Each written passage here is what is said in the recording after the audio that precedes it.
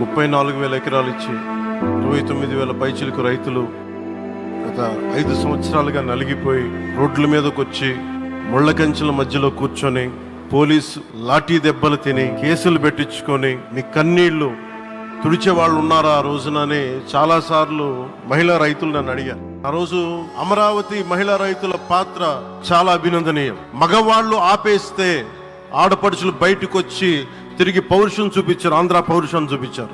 మీరికి నా ప్రత్యేక అభినందన. అమరావతి శాశ్వత రాజధానిగా ఉంటుందని ఆ రోజు మేము మాట ఇచ్చాం. అమరావతి అనేది ఆంధ్రప్రదేశ్ శాశ్వత రాజధాని. అమరావతి రైతులకి అమరావతి ఆంధ్రప్రదేశ్ రాజధానికి మేము కట్టుబడి ఉన్నాం అని చెప్పి చాలా స్పష్టంగా చెప్పిన తర్వాతే మేము భారతీయ జనతా పార్టీతో పొత్తుకు ముందుకెళ్ళాం. నేను మీకు భరోసా ఇస్తున్నాను, అమరావతి గురించి కదలదు.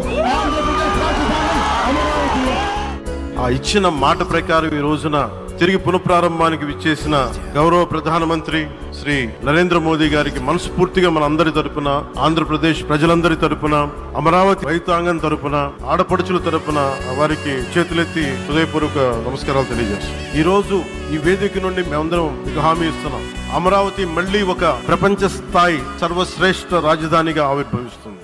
మన వైభవం మన కళ్ళ ఎదుటే, మన వైభవం మన కళ్ళ ఎదుటే, సంకల్పదీక్షతో అంత సన్నద్ధమే, పర్జన్య గర్జనై గగనవనే విజయ్ విజయ్